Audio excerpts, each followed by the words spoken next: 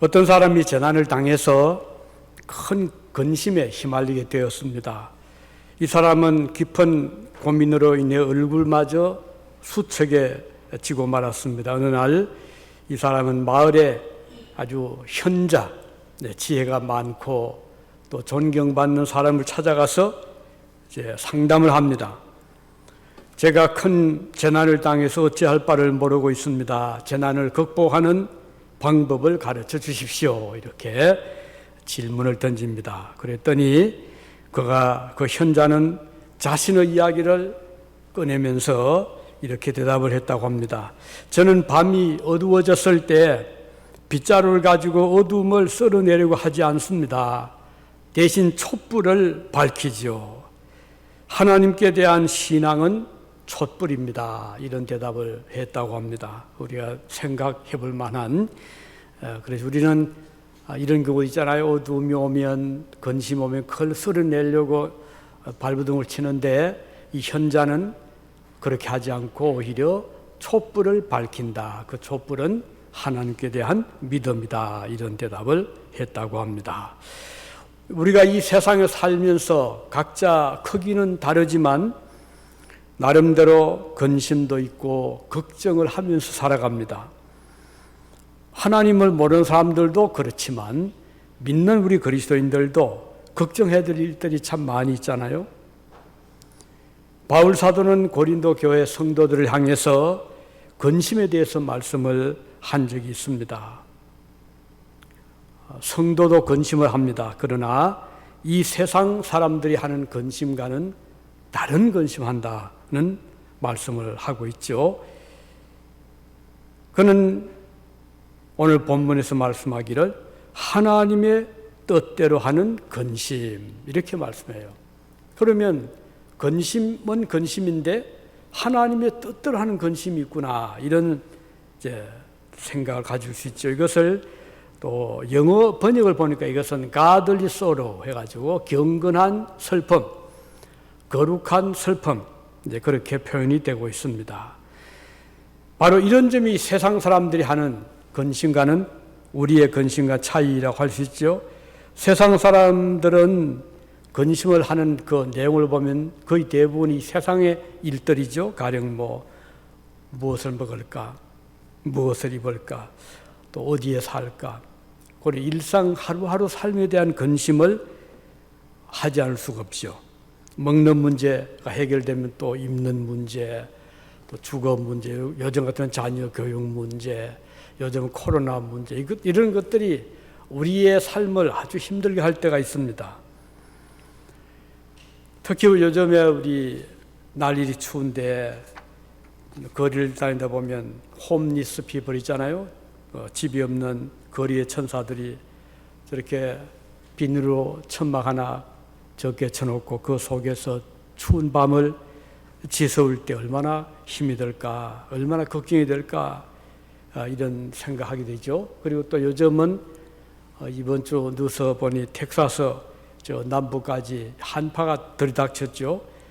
이 북극의 한파, 기록적인 한파, 30년 만에 찾아온 한파로 전기가 나가고 수도가 얼어 터지고 물이 안 나오고 먹을 것이 떨어지고 이래서 아우성은 지금 소리가 이곳까지 들리는 것 같습니다.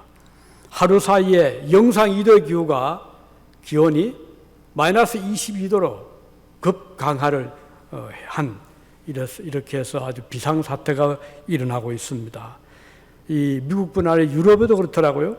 그리스에는 이 한령 전선으로 사흘 사이에 역시 기온이 20도 이상이 뚝 떨어져 가지고 역시 12년 만에 큰 눈이 내렸다고도 하죠.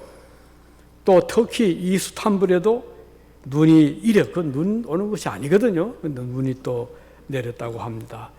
폴란드도 그랬다고 하고요. 이렇게 여러 곳에 미국, 유럽, 또 한국도 기후의 변화가 지금 참 많다 보니까 이런저런 걱정들이 많이 일어나고 있습니다.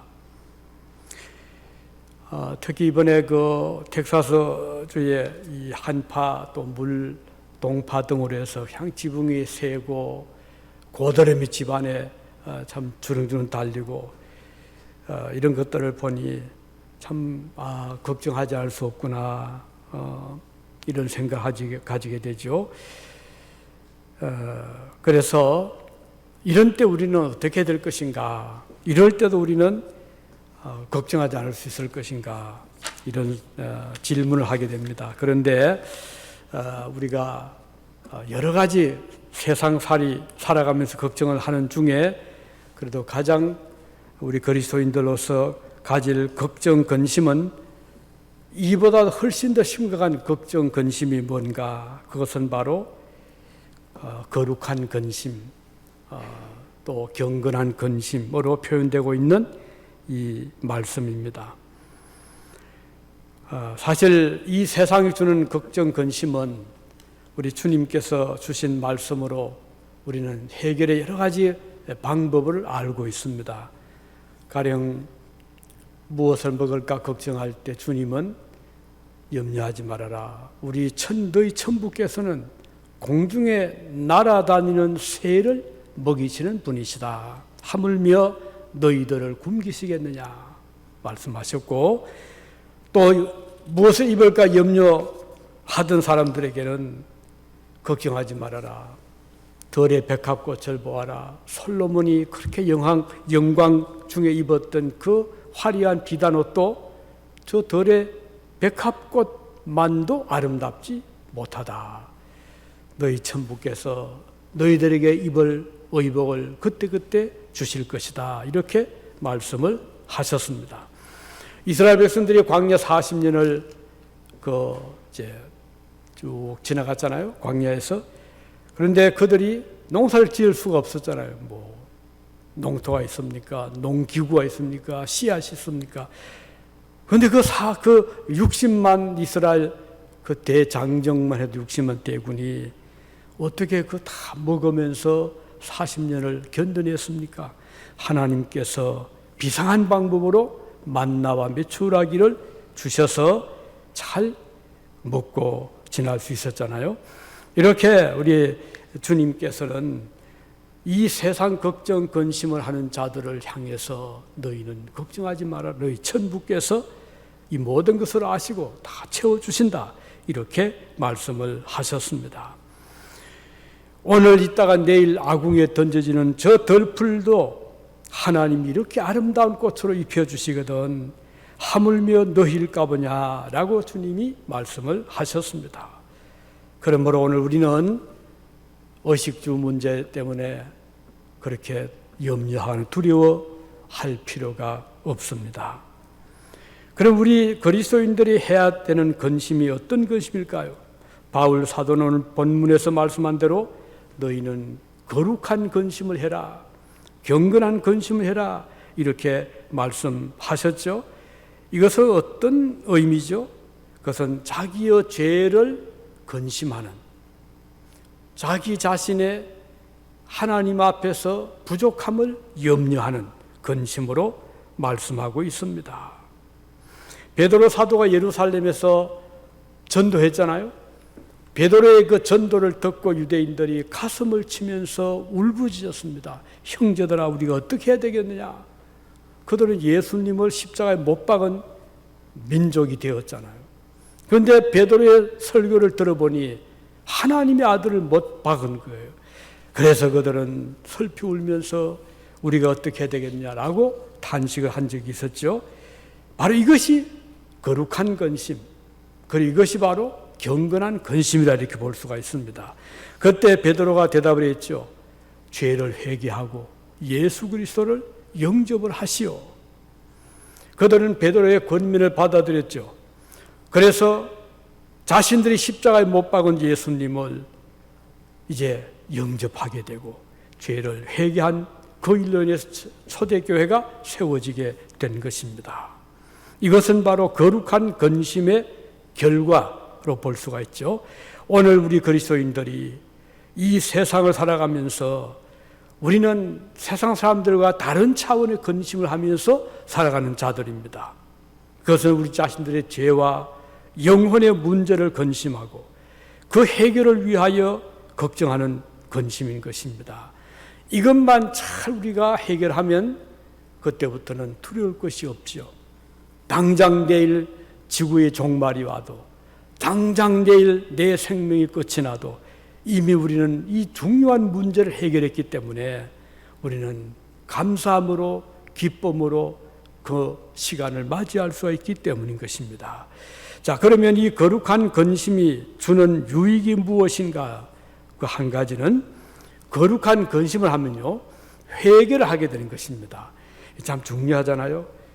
회개하기 위해서 반드시 거쳐야 되는 단계가 있습니다. 그것은 내 자신이 얼마나 죄인인가를 깨닫는 것이죠. 자기의 죄를 인정하는 단계입니다. 나는 무죄하다고 생각하는 한 그는 죄를 회개할 필요성을 느낄 수가 없지요.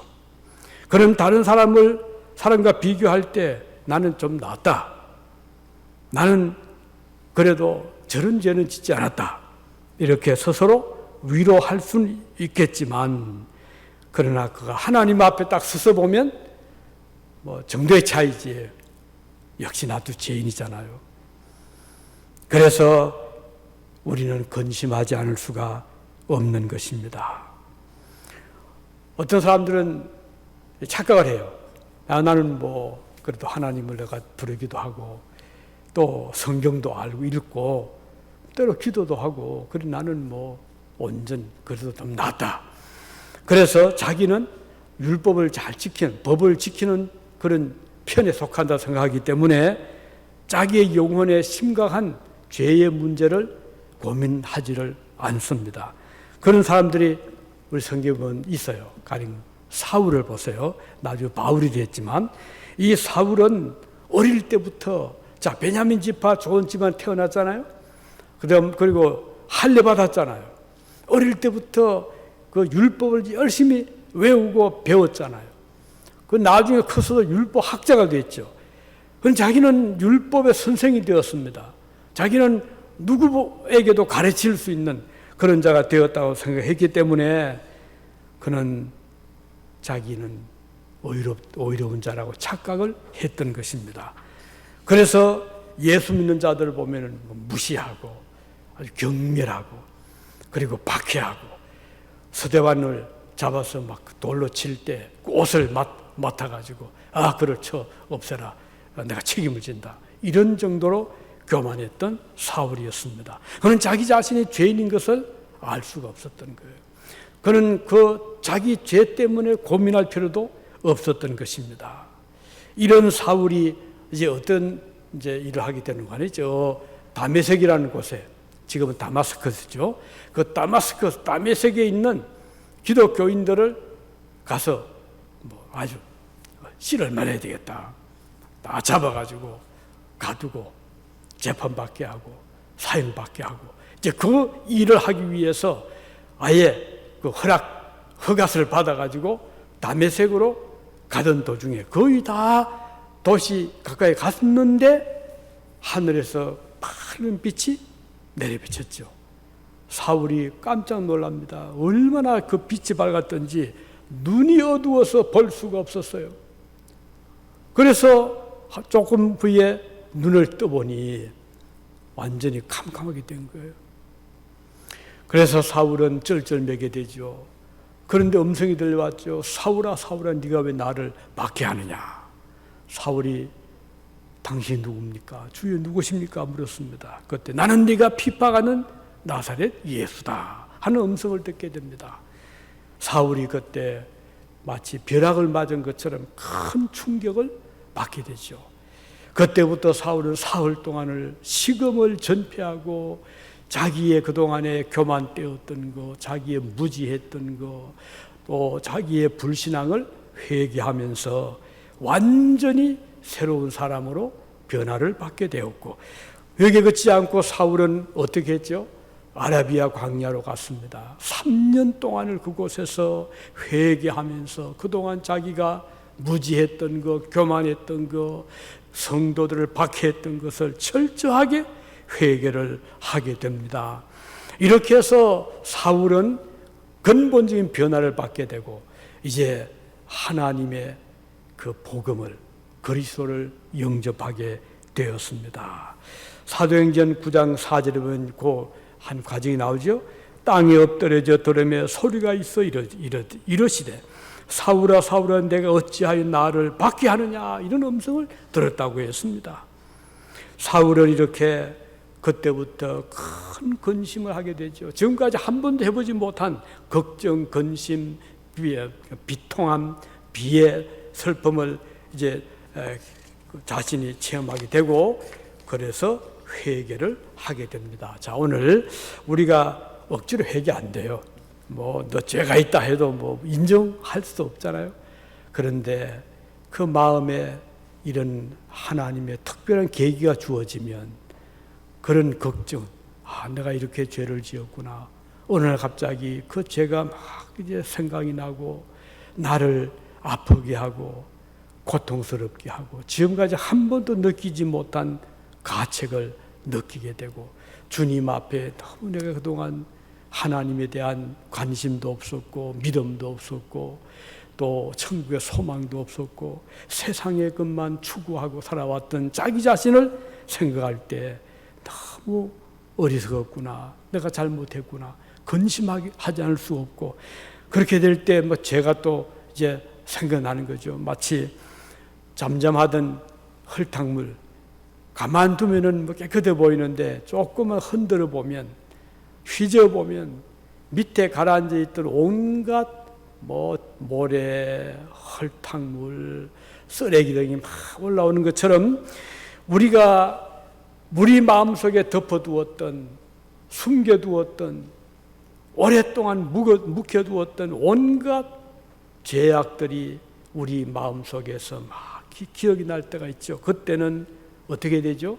하나님 앞에 무릎 꿇고 기도하게 되는 것입니다. 주님, 죄인입니다. 주님, 잘못했습니다. 지금까지는 그것이 죄인 줄도 모르고 살아왔습니다. 이렇게 해서 눈물겨운 기도와 회개를 통해서 근심 걱정하게 되고 슬퍼하게 되죠. 이것은 회개로 이끌어가는 좋은 근심이라는 뜻인 것입니다.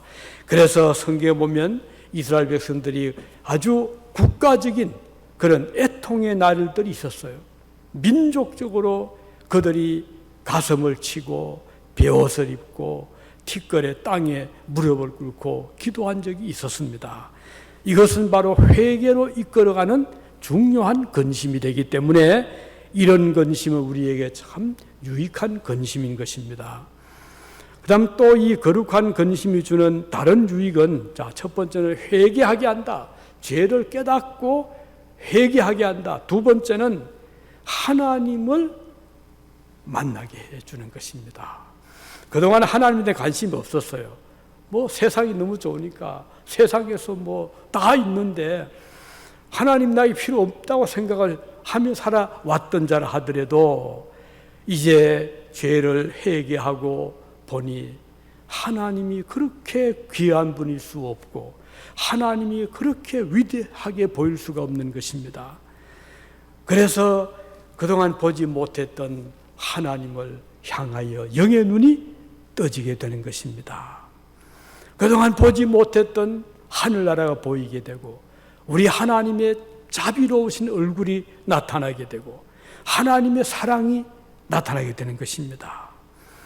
지금까지 의지했던 이 세상의 모든 것들이 얼마나 무익하고 허무하고 그것은 결국은 우리를 다 떠난다는 것을 그때 알게 되는 것이죠.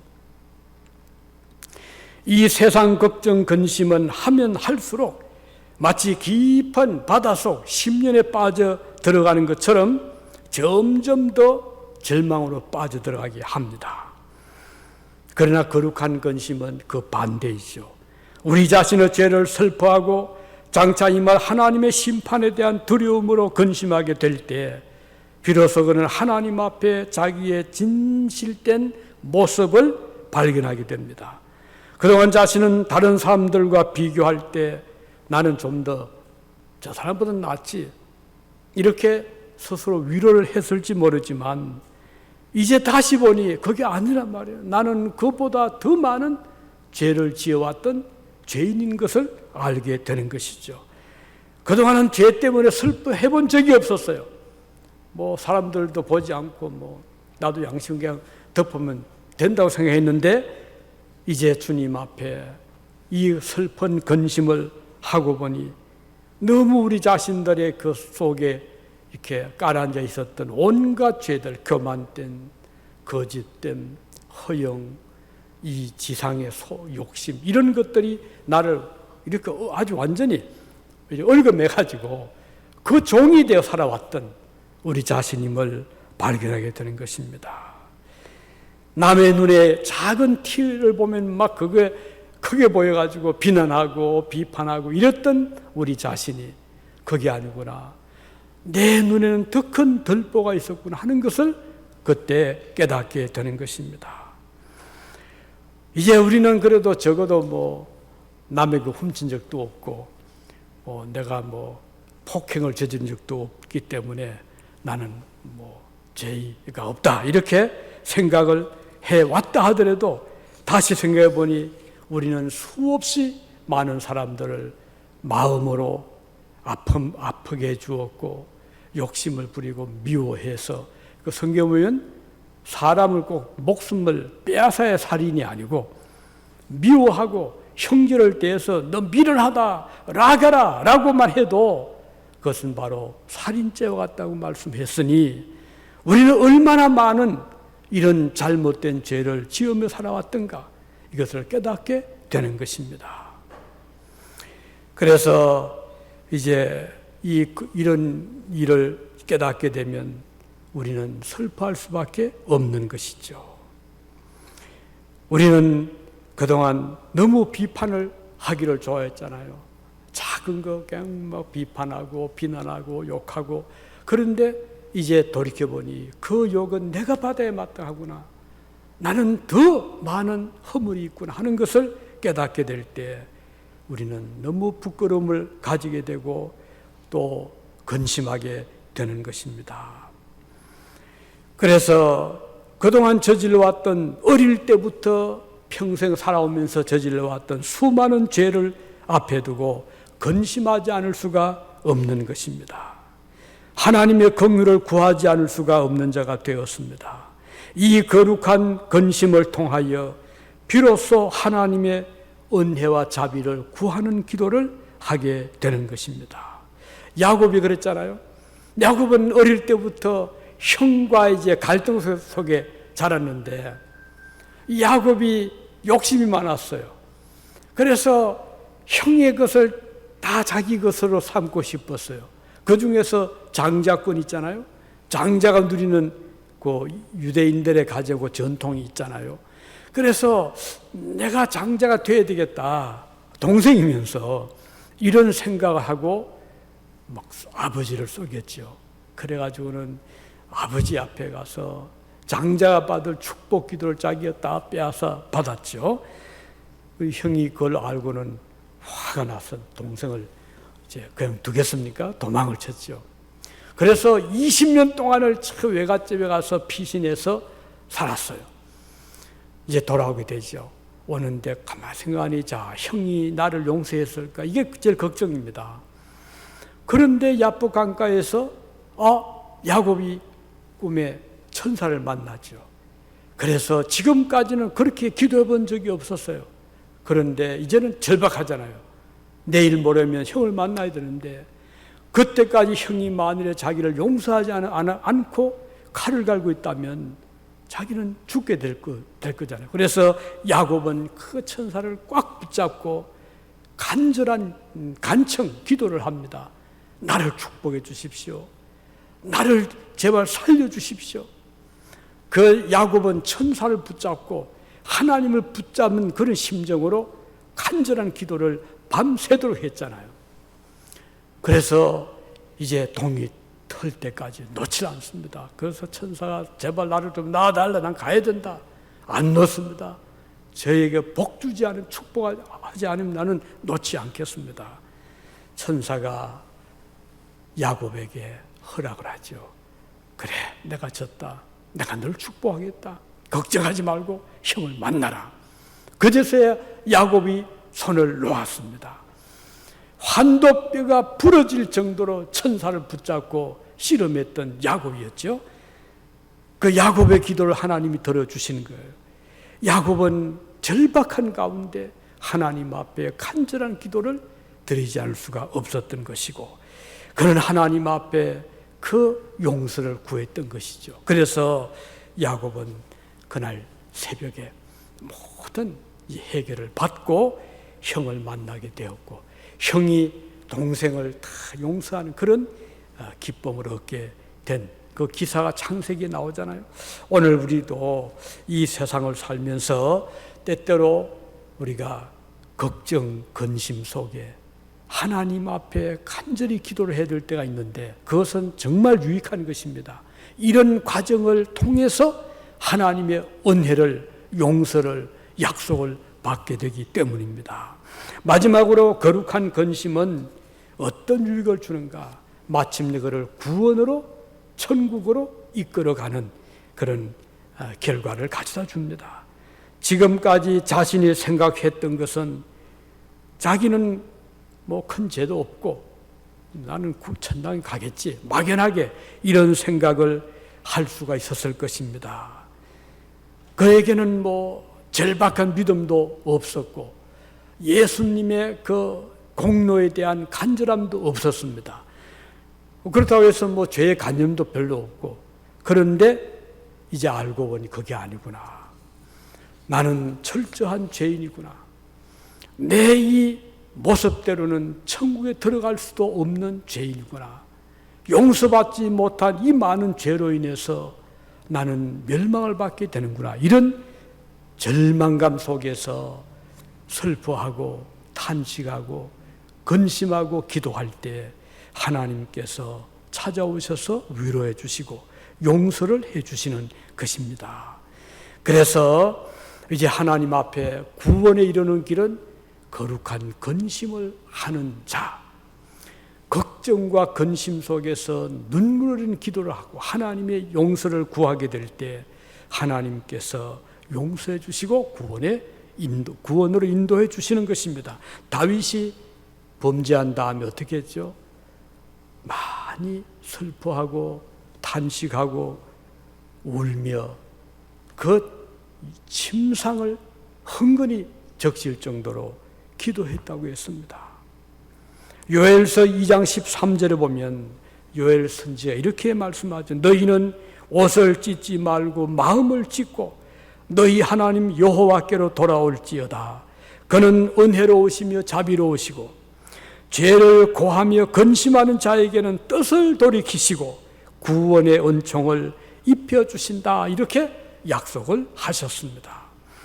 이 세상의 근심은 아무리 많이 해도 무엇을 입을까, 먹을까, 뭐 마실까, 또는 어디에 살까 걱정 근심해도 그것이 구원으로 이끌어가지는 않습니다. 그러나 우리 성도들이 자기의 죄의 그 슬픔을 하나님 앞에 기도하고 그리고 탄식하고 또 구원을 향하여 간절히 기도할 때 그 근심은 이와 같이 구원에 이르게 하는 유익한 근심이라는 것을 오늘 우리에게 말씀해 주셨습니다. 우리 하나님은 우리의 기도를 들으시고 우리가 걱정 근심할 때 우리의 눈물을 닦아주시는 분이십니다. 그 하나님은 우리의 모든 허물과 죄를 맑게 씻겨 주실 수 있는 분이시기 때문입니다. 우리 하나님은 그 아들 예수 그리스도를 이 세상에 보내주셨습니다. 우리가 죄로 인해서 마음이 상심하고 슬퍼할 때 주님 우리를 찾아오 위로해 주시고 구원의 약속을 베풀어 주십니다. 이것이 바로 거룩한 근심 그리고 경건한 슬픔이라고 말씀하고 있는 것입니다. 우리 주님께서 마태복음 3장 2절에 말씀하시기를 회개하라 천국이 가까이 왔느니라. 이 회개는 자기의 죄를 슬퍼하는 것이고 근심하는 것이고 통회하는 것이고 자복하는 것을 의미합니다. 회개하는 자를 위해서 우리 하나님은 하늘나라를 예비해 주셨어요. 자, 십자가에 못 박혀 돌아가던 우리 주님 바로 옆에 두 강도가 있었습니다. 같이 못을 박혔어요. 그런데 그 중에 한편 강도는 끝까지 자기의 죄를 부정을 합니다. 나는 그런 죄를 내가 이런 죽을 죄는 아니다. 나는 이렇게 벌을 받아서 죽는 거 억울하다. 끝까지 자기의 그 변명을 하고 예수님을 조롱을 하고 그렇게 죽어갔습니다. 그런데 다른 한편의 강도는 어떻게 했죠? 주여 죄인입니다. 주님 나라 임하실 때 저도 기억해 주십시오. 이건 놀라운 반전입니다. 처음에는 두 사람 같이 반항도 하고 그리고 항거도 하고 불평도 했지만 그중 한편 강도는 우리 주님의 돌아가시는 모습을 보면서 마음에 큰 변화가 왔어요. 그리고 자기의 죄인됨을 고백을 하고 구원을 요청을 했죠. 그때 주님께서 뭐라고 하셨죠? 네가 이제 자기의 잘못을 고백하는 그 강도를 보고 하신 말씀입니다. 네가 오늘 나와 함께 낙원에 있으리라. 주님 그랬습니다. 이걸 보면 분명히 죽음이란 것은 갈라지게 합니다. 어디로? 천국으로. 그 영혼을 이끌어가게 하는 주님께서 약속하셨고 오늘 여러분과 제가 천국에 들어가면 분명히 그 회개한 강도를 만나게 될 것입니다. 앞서간 많은 그리스도인들을 우리 천국에서 만나보게 될 것입니다. 사랑하는 우리의 조부모님도 부모님도 만나게 될 것이고 또 우리가 언젠가 먼저 가서 기다리게 되면 우리의 또 후배들이 우리의 자녀들이 또 들어오게 될 것입니다. 그래서 우리 그리스도인들은 비록 이 땅에 살 동안은 거룩한 근심을 하며 삽니다. 날마다 회개의 눈물도 흘리고 가슴을 치기도 하고 허물을 주님 앞에 고하기도 하고 이게 회개의 기도잖아요. 매일같이 우리 주님께서 말씀하신 대로 매일 발을 씻는 것처럼 우리는 씻으며 회개를 하며 용서받으면서 살아갑니다. 그리고 주님 앞에 구원받게 되는 것입니다. 그러나 만일에 우리가 세상 근심을 하다가 내 영혼을 위한 근심을 하지 못하고 죄에 대한 슬픔을 기도하지 못한다면 정말 불행한 것이죠. 그래서 오늘 부디 바라기는 여러분과 제가 하나님 앞에 이런 거룩한 슬픔, 경건한 근심을 하면서 믿음 생활을 해 나갈 수 있기를 바랍니다. 기도하시겠습니다.